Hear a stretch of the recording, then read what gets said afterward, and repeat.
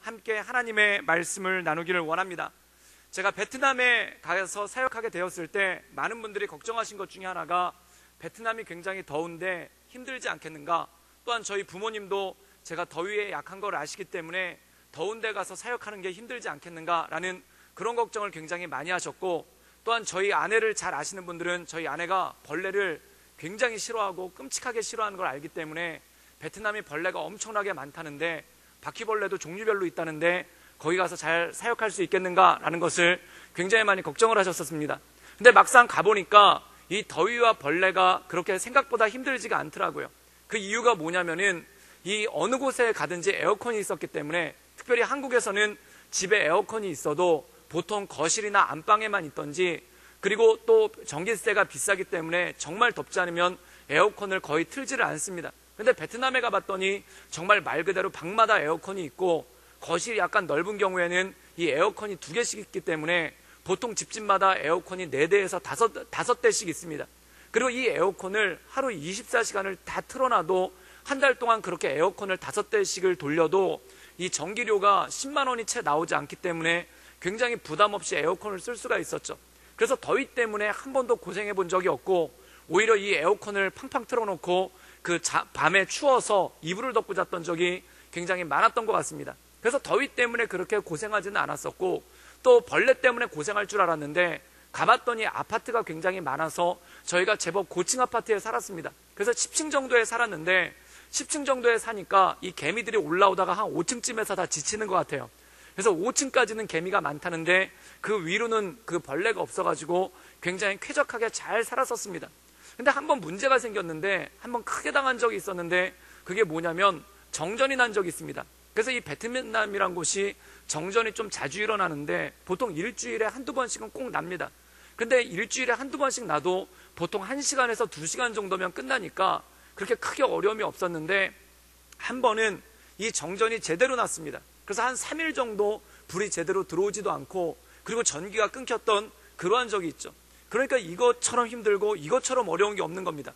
이 3일 동안 에어컨이 나오질 않으니까 집이 얼마나 더운지 정말 말 그대로 견딜 수가 없고, 또한 집이 저희가 한 10층 정도에 살았는데 이 10층이 엘리베이터가 가동되지 않아서 그 더운 날씨에 거기를 오가야 된다라는 게 진짜 끔찍하더라고요. 그리고 이 베트남 같은 경우에는 비상구 계단 있는 데다가 쓰레기를 버리는 그러한 버릇이 있습니다. 그래서 거기다 음식물 쓰레기나 각종 쓰레기를 버리니까 거기 벌레들이 꼬이기 시작하는데, 그 벌레들을 해치면서 계단을 오르내려야 되니까 이게 보통 힘든 게 아닌 겁니다. 그래서 이 베트남이 만만치 않다는 게 바로 이것이구나. 그동안 전기가 있었기 때문에 전기의 혜택을 누리면서 에어컨 바람을 쐬고, 그리고 이 엘리베이터를 이용했으니까 여태까지 불편한 거 모르면서 살았지, 이 전기가 끊어지니까 이렇게 덥고 또한 이렇게 벌레 때문에 고생을 하는구나 라는 것을 그때 한번 뼈저리게 느꼈습니다. 그런데 거기서 문제가 생겼을 때 전기가 끊겨서 에어컨이 안 나오기 때문에 엄청나게 덥고, 또한 전기가 끊겼기 때문에 엘리베이터가 가동되지 않아서 10층 높이의 아파트를 계단을 통해서 오르내려야 된다면 이 모든 문제를 해결하는 방법은 무엇이 있겠습니까? 10층이 너무 높으니까 낮은 층으로 이사 가자, 그걸로 해결이 되겠습니까? 또한 날씨가 너무 더우니까 덥지 않은 곳으로 이사를 가자, 이게 해결이 되겠습니까? 그걸로 해결이 안 된다는 겁니다.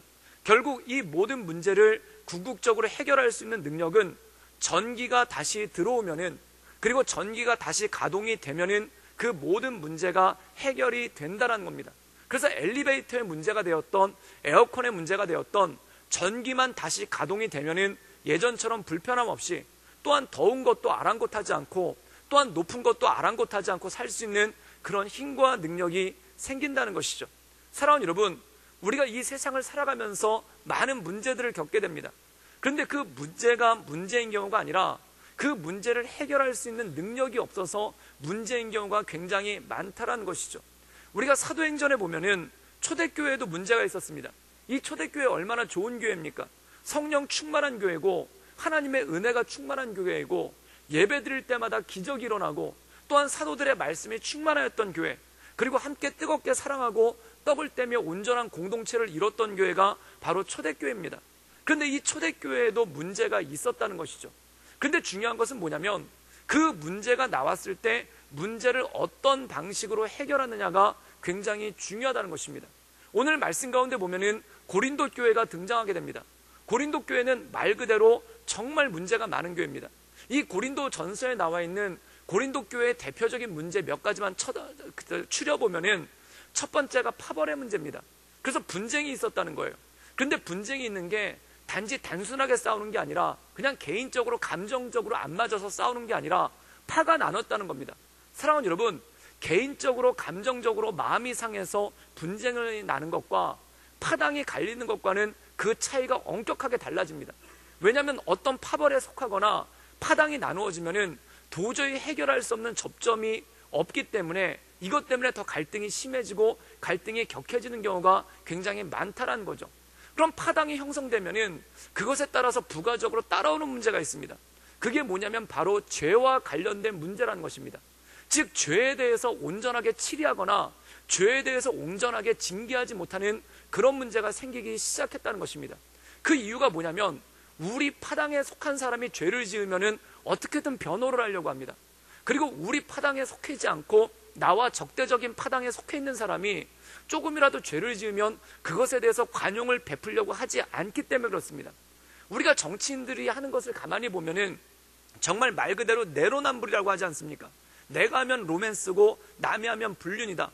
즉 내가 속해 있는 당에 속한 사람이 하면은 가족을 위해서 어쩔 수 없는 것이고, 그리고 다른 사람이 그렇게 하면은 갑질이고, 그리고 금수저의 갑질이다라고 이렇게 얘기하는 경우가 참 많지 않습니까? 사랑하는 여러분, 파벌이 생기면은 그 다음에 꼭 따라오는 문제가 뭐냐면 죄에 대해서 바르게 평가할 수가 없다라는 겁니다.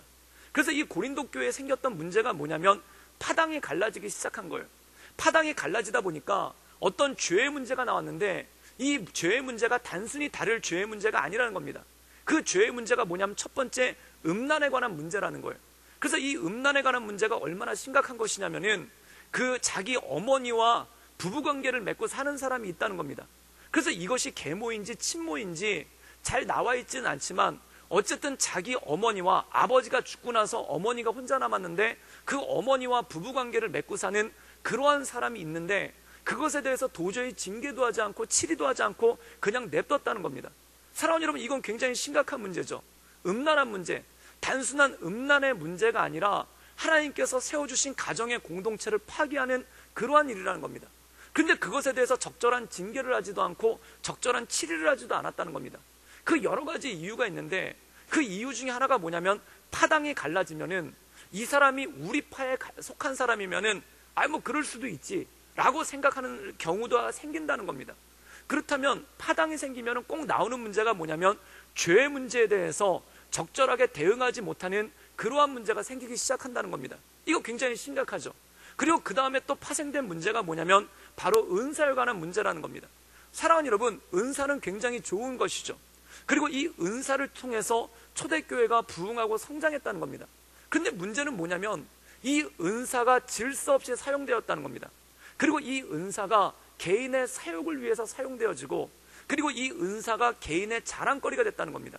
그래서 예를 들자면은 은사를 통해서 섬기는 것이 아니라 은사를 통해서 서열을 정하는 일이 생기기 시작했다는 겁니다. 전에 어떤 교회에서 방언 때문에 큰 문제가 생긴 적이 있는데 이게 우리나라 70년대, 80년대 때 굉장히 많이 일어났던 일입니다. 그래서 장로교회에서는 공적인 자리에서 방언으로 기도하는 것을 금지시킬 정도의 그런 일이 있었죠. 그게 뭐냐면 방언을 하는데 방언의 등급을 정하는 거예요.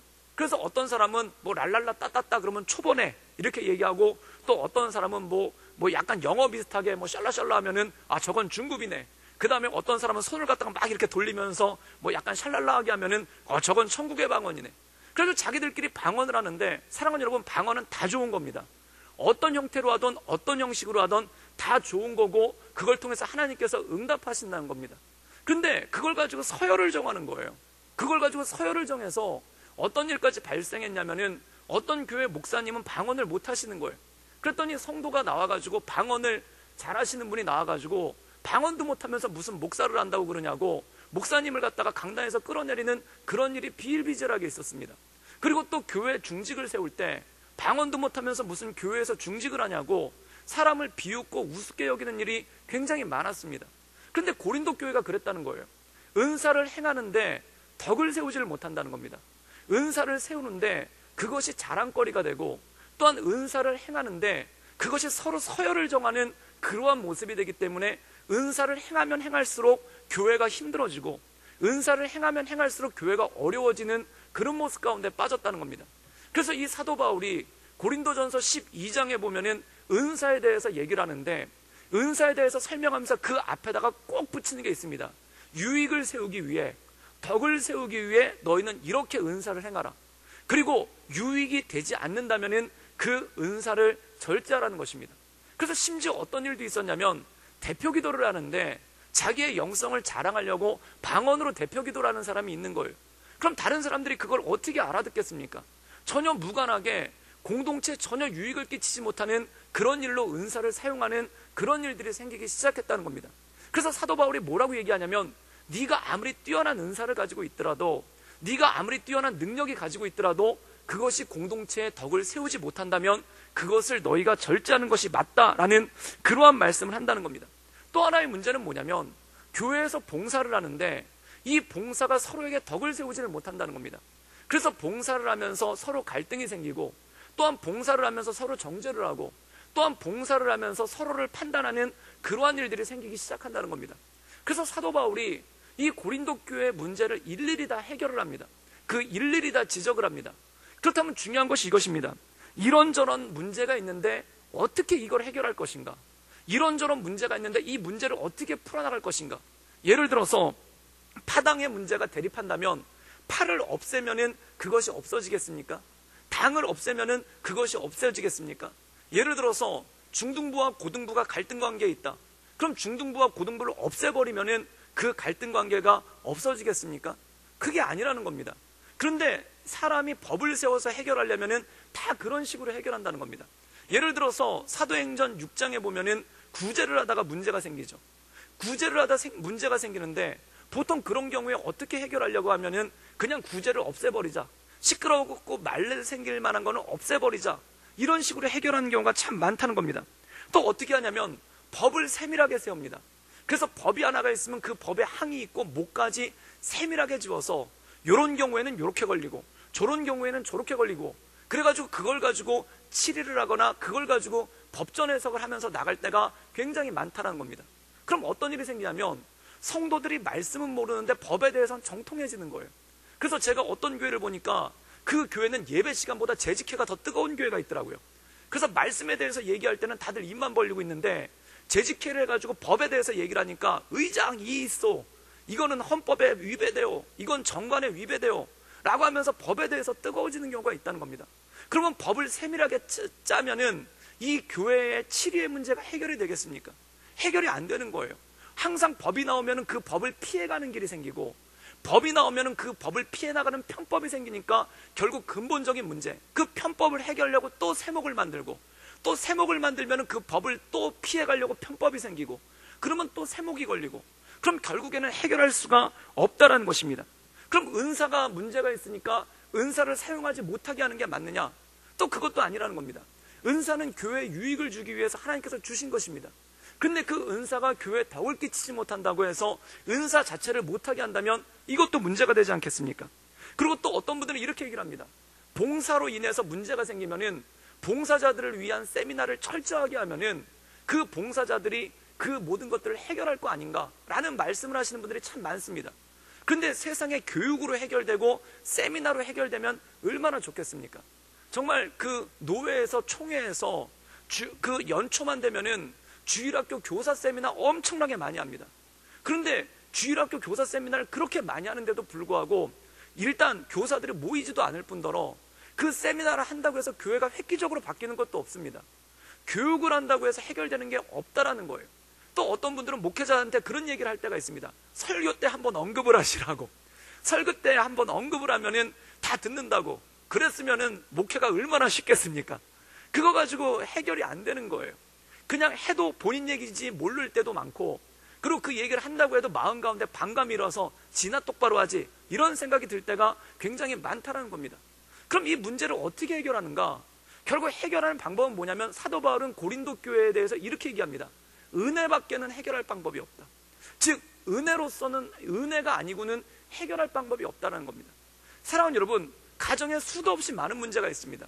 가정에 수도 없이 많은 문제가 있음에도 불구하고 그 가정이 유지되는 이유는 뭡니까? 가족들 간의 사랑이 있기 때문에 그렇죠. 가족들 간의 사랑이 있고 또한 가족들 간의 그 사랑 가운데 온전함으로 나가지 않습니까? 제가 가만히 보니까 이 자녀들을 생일 잔치를 해주는 이유가 이거더라고요.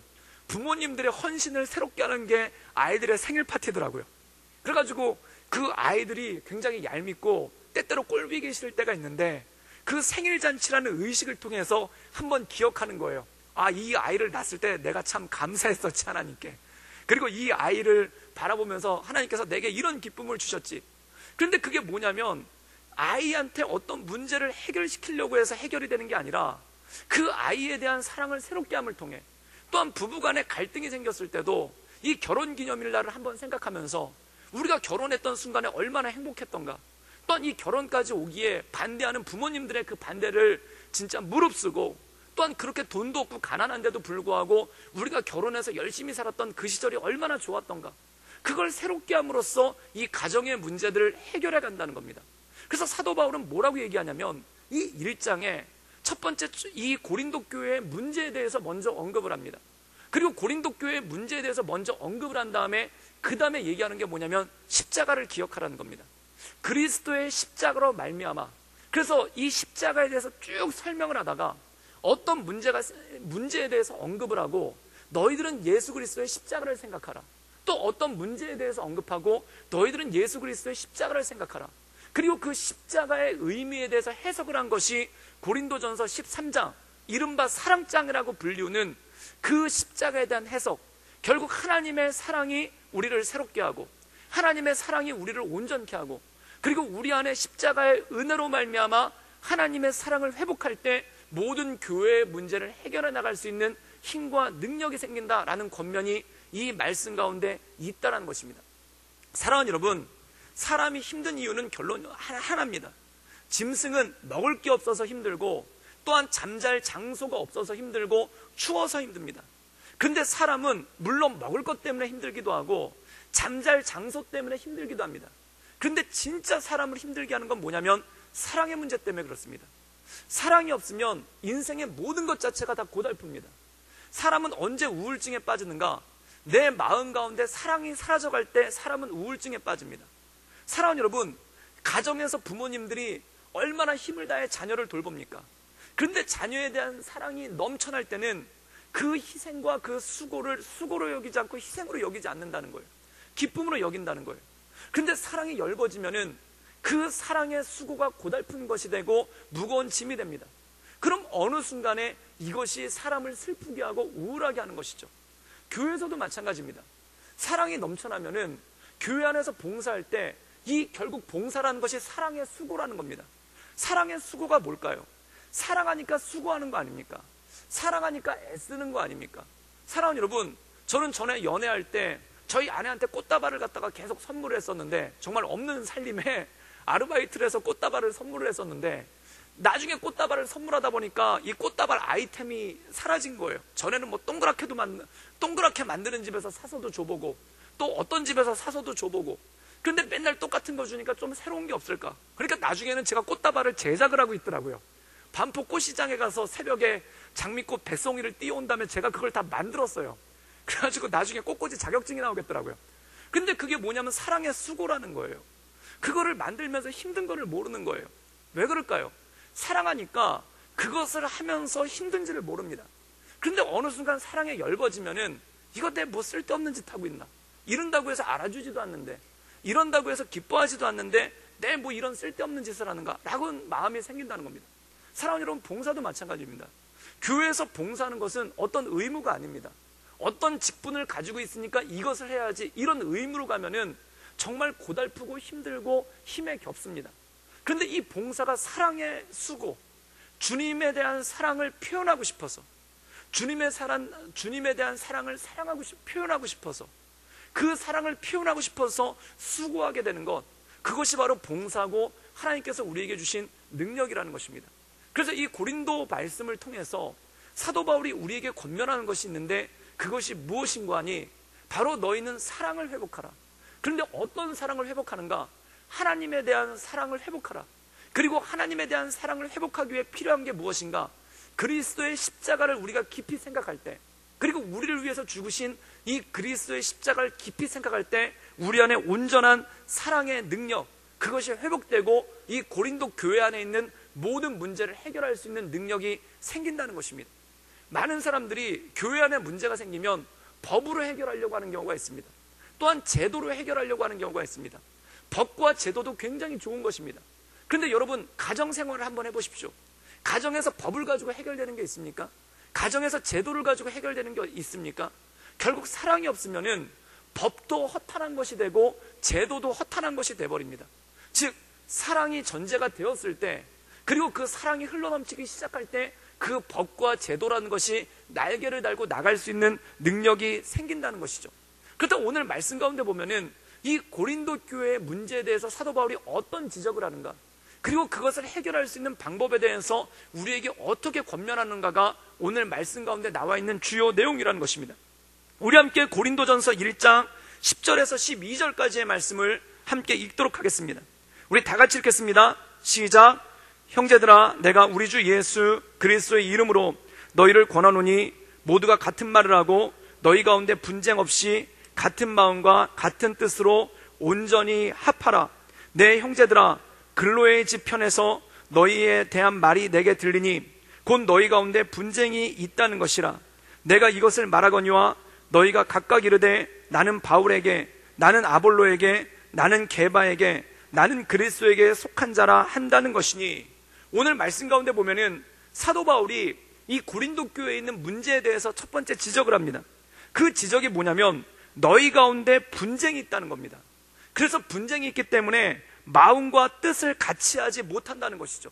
그래서 사도 바울은 뭐라고 언급을 하고 있냐면 10절에 이렇게 말씀하고 있습니다. 너희 가운데 분쟁이 없이 같은 마음과 같은 뜻으로 온전히 합하라는 겁니다. 그럼 이 초대교회에 있었던, 이 고린도 교회에 있었던 분쟁은 무엇입니까? 그것은 바로 파벌 간의 분쟁이죠. 고린도전서 1장 12절엔 이렇게 나옵니다.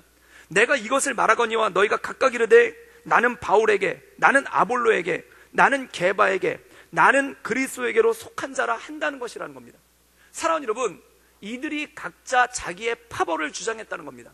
나는 게바, 베드로파라고 주장하는 사람이 있고, 또한 나는 아볼로파라고 주장하는 사람이 있고, 또한 나는 바울파라고 주장하는 사람이 있고, 우리는 시시하게 사람의 파가 아니라 그리스도로부터 직통 계시를 받았다, 우리는 직통이다, 그래가지고 그리스도파라고 얘기하는 사람이 있었다는 것입니다.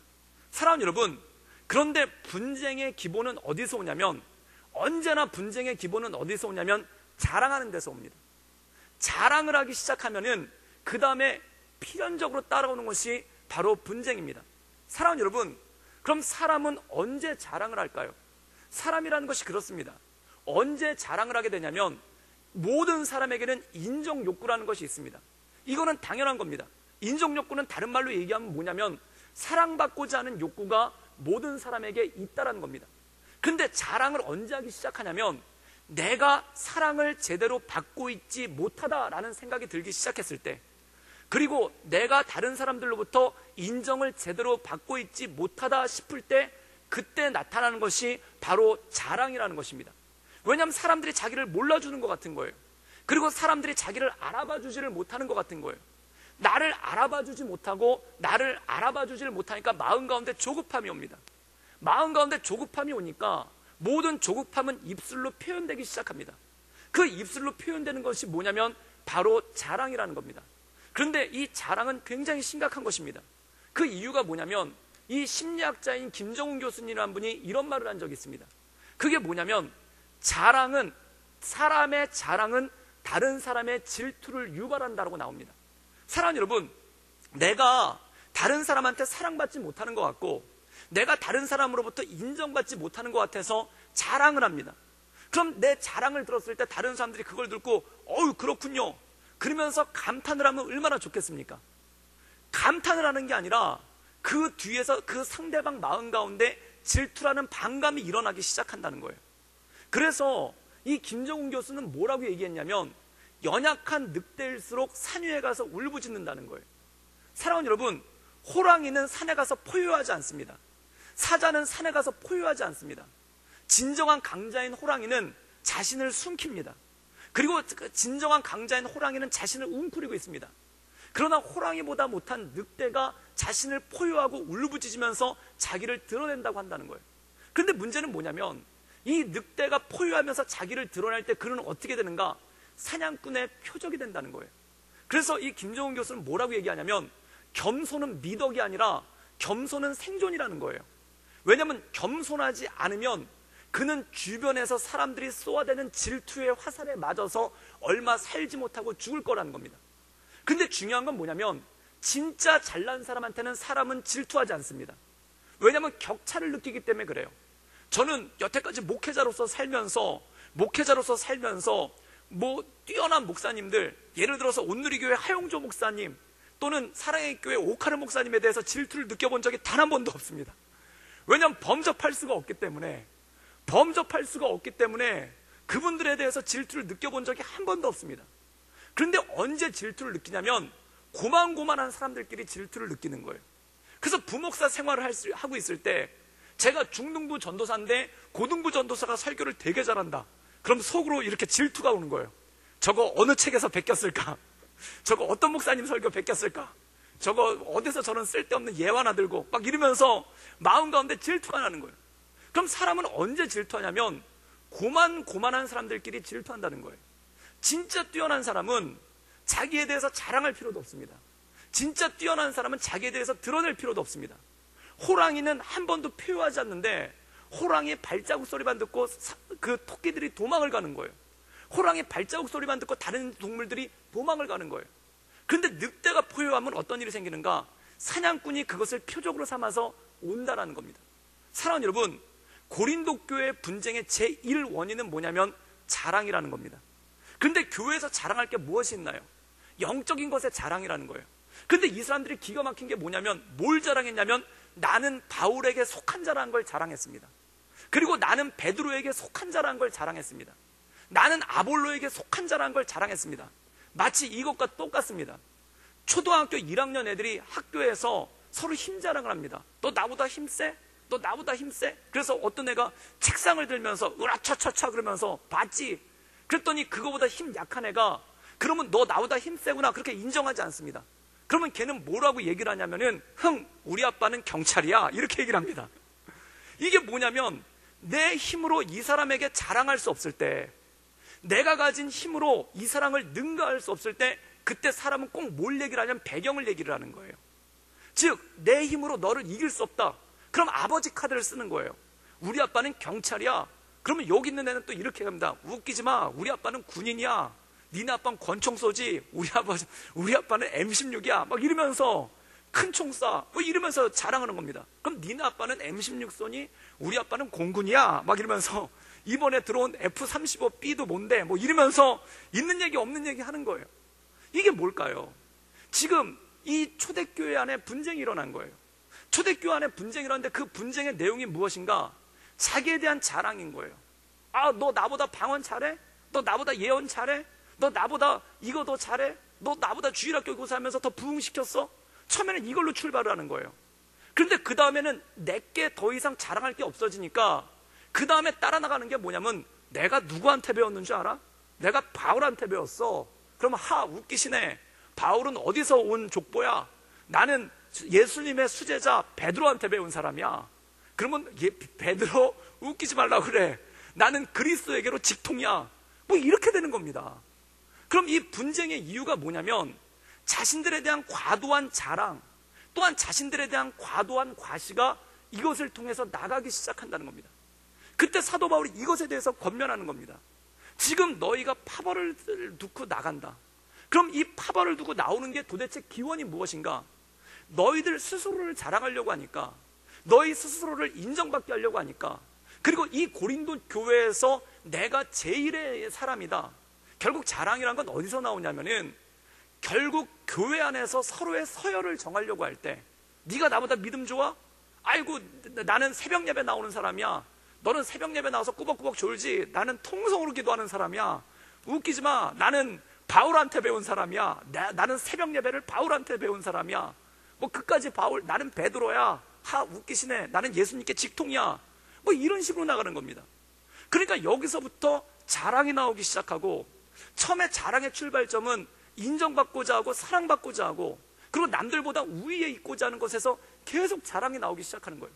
그럼 더 이상 자기 자랑할 거 없으면은 부모 자랑으로 가는 거고, 더 이상 자기 자랑할 거 없으면은 파벌 자랑으로 가는 거고, 심지어 이런 것도 있습니다. 저는 어떤 얘기도 들어본 적이 있냐면은, 우리 교회에서 제일 큰 교회, 우리나라에서 제일 큰 교회에 앉아서 내가 예배 드렸던 사람이야. 뭐 이런 얘기 하시는 분도 있어요. 내가 누군지 알아? 내가 조용기 목사님한테 안수도 받았던 사람이야. 그런데 그게 무슨 상관입니까? 그게 영적으로 좋은 것과 무슨 상관입니까? 그런데 오늘 말씀 가운데 보면 고린도 교회의 분쟁이 결국 여기서 왔다는 거예요. 자랑하는 것에서 왔다는 거예요. 그럼 사도 바울은 이것에 대해서 어떻게 얘기하는가? 이렇게 얘기를 합니다. 그 해결점이 파벌 다 없애라. 그리고 앞으로 자랑하지 말아라. 그 다음에 바울파, 베드로파 따로따로 앉아라. 그리고 니들끼리 모여서 모임하지 말고 흩어져라. 이렇게 얘기하는 게 아니라 사도 바울은 이렇게 권면합니다. 우리 고린도전서 1장 18절과 19절의 말씀을 함께 읽겠습니다. 우리 다 같이 읽겠습니다. 시작. 십자가의 도가 멸망하는 자들에게는 미련한 것이요 구원을 받는 우리에게는 하나님의 능력이라. 기록된 바 내가 지혜 있는 자들의 지혜를 멸하고 총명한 자들의 총망을 폐하리라 하였으니. 그리고 한 가지 말씀을 더 읽기를 원하는데요, 우리 고린도전서 1장 26절 말씀 함께 읽겠습니다. 다 같이 읽겠습니다. 시작. 형제들아 너희를 부르심을 보라. 육체를 따라 지혜로운 자가 많지 아니하며 능한 자가 많지 아니하고 문벌이 좋은 자가 많지 아니하도다. 그리고 27절 읽을까요? 시작. 그러나 하나님께서 세상에 미련한 것들을 택하사 지혜 있는 자들을 부끄럽게 하려 하시고 세상에 약한 것들을 택하사 강한 것들을 부끄럽게 하시며. 28절과 29절도 같이 읽겠습니다. 시작. 하나님께서 세상에 천한 것들과 멸시받는 것들과 없는 것들을 택하사 있는 것들을 폐하려 하시나니 이는 아무 육체도 하나님 앞에서 자랑하지 못하게 하려 하심이라. 오늘 말씀 가운데 보면 자랑할 것 딱 하나 있다는 겁니다. 십자가라는 겁니다. 여러분, 초대교회 때 한번 생각을 해보십시오. 초대교회 때는 예수님을 직접 듣고 예수님 말씀을 들었고 또한 예수님 십자가에 지시는 것을 다 목격한 사람들이 모여서 교회를 형성한 게 초대교회입니다. 그럼 초대교회 사람들이 모였을 때 예를 들자면 이런 것이 있지 않았겠습니까? 이거는 전적인 예입니다. 만약에 초대교회 성도들이 모여서 예배를 드리는데 갑자기 어떤 사람이 일어나서 이런 얘기를 하는 거예요. 내가 누구냐면 당신들 요한복음 본 적 있죠? 그 요한복음 2장의 가나 혼인잔치에 나온 하인이 바로 접니다. 막 이러면서 그때 그 포도주가 떨어져가지고 사람들이 다 힘들어하고, 그리고 포도주가 없어서 다 난리가 났는데 사람들이 우왕좌왕하는데 그때 내가 물동이를 들여다가 그 항아리 6개를 내가 이 두 손으로 다 채운 사람입니다. 그리고 그 항아리 채워주고 예수님이 갖다 주기를 갖다 줬더니 사람들이 포도주 먹었습니다. 내가 누구냐? 가나 혼인잔치에서 물 채운 사람, 성경에 기록된 사람이 납니다 라고 얘기를 했다고 생각해 보십시오. 그랬더니 옆에 있던 사람이 벌떡 일어나면서 참 그것도 자랑이라고. 내가 누구냐? 가나 혼인잔치는 성경에 한 번 나오지만 나는 성경에 3번 나오는 중풍병자를 데리고 갔던 내 친구 중에 가장 무거운 쪽을 담당했던 한 명입니다. 그래서 그 4명이 일어나가지고 우리가 그게 꽉 막혔는데 그 위에 올라가서 당신은 물동이만 가지고 왔다 갔다 했지 우리는 그 앞이 꽉 막혔는데 지구 올라가서 지붕을 부시고 거기서 내렸던 예수님이 너희들의 믿음이 크도다. 지금 어디서 믿음 타령이야? 막 이러면서 큰 소리 쳤다고 생각해 보십시오. 그랬더니 한쪽 구석에 있던 어떤 어린아이가 일어나서 그 어른들 너무하시네. 사복음서에 다 나와 있던 오병이어의 기적 아시지? 그게 내 도시락이었어요. 만약에 이런다고 생각해 보세요. 그 교회는 싸움판입니다. 그 초대교회는 싸움판입니다. 지금 그들은 모두가 사실을 얘기하고 있고 자기를 통해서 나타난 역사들에 대해서 얘기하고 있어요. 그런데 뭐가 빠졌나요? 예수님이 빠진 거예요. 가나 혼인잔치에 물동이를 날랐을 때 그 물을 포도주로 변화시킨 분이 예수님인 줄 믿습니다. 또한 내 친구가 중풍병자를 메고 갔을 때 이 중풍병자를 고치시고 치료하신 분이 예수님인 줄 믿습니다. 또한 오병이어의 기적 때 물고기 2마리와 보리떡 5개를 가지고 5,000명을 먹이시고 12광주를 남기신 분이 바로 예수님인 줄 믿습니다. 바로 사도 바울은 이걸 얘기하는 거예요. 지금 너희가 왜 말씀에 대해서 얘기하면서, 왜 거룩한 것들에 대해서 얘기하면서 분쟁이 끊임없느냐? 너희들의 모든 내용에 오병이어의 기적도 있고 가나 혼인잔치의 기적도 있고 그리고 중풍병자에 대한 기적도 있지만 예수님에 대한 것만 빠졌다는 거예요. 그런데 그 모든 스토리에 예수님이 들어올 때, 그 모든 간증에 예수님이 들어올 때 결국 그 모든 것에 대한 영광은 하나님께 영광을 돌리는 것 아니겠습니까? 나는 기적을 보았습니다. 내가 할 수 있는 거라고 물동이를 날른 것밖에 없는데 내 물동이를 날른 걸 통해서 예수님이 물을 포도주로 바꿔주셨습니다. 또한 내가 할 수 있는 것이라고는 지붕을 뚫고 내 친구를 내려주는 것밖에 없었는데 그걸 통해서 주님께서 내 친구 중풍병을 고쳐주셨습니다. 내가 할 수 있는 것은 물고기 2마리와 떡 5개, 이 도시락밖에 없는데 이걸 가지고 주님이 5,000명을 먹이셨습니다. 사랑하는 여러분, 예수님이 드러나는 것, 예수님의 십자가가 드러나는 것, 이것이 바로 진정한 간증이고 이것이 우리의 자랑 아닙니까? 사랑하는 여러분, 모든 성경의 이야기에, 모든 성경의 기적에 예수님이 빠지면 이건 다 분쟁입니다. 누가 더 크냐를 놓고 분쟁할 수밖에 없는 일입니다. 그러나 그 모든 중심에 예수님이 계시다면 이것은 찬양이 되는 것이고 기적이 되는 것이고 내 삶 가운데 역사하는 하나님의 은혜가 되는 것입니다. 오늘 사도 바울은 이것을 말하고 있는 것입니다. 예수님의 이름을 회복하라. 너희들의 삶 가운데, 너희들의 은혜 가운데, 너희들의 은사 가운데, 너희들의 믿음 가운데, 너희들의 봉사 가운데 예수님의 이름을 회복하라. 이것이 바로 모든 것의 중심이고 모든 것의 능력이라는 것입니다. 저는 우리 구덕교회가 예수님의 이름으로 충만한 교회 되기를 주님의 이름으로 축원합니다. 그래서 앉으나 서나 예수님 자랑, 누우나 일어나나 예수님 자랑, 밖으로 나가나 들어오나 예수님 자랑, 내 삶의 모든 것들을 통해 일어나는 예수님 자랑, 예수님의 역사가 우리의 삶 가운데 날마다 나타날 수 있기를 주님의 이름으로 축원합니다. 함께 기도하시겠습니다. 이 시간 함께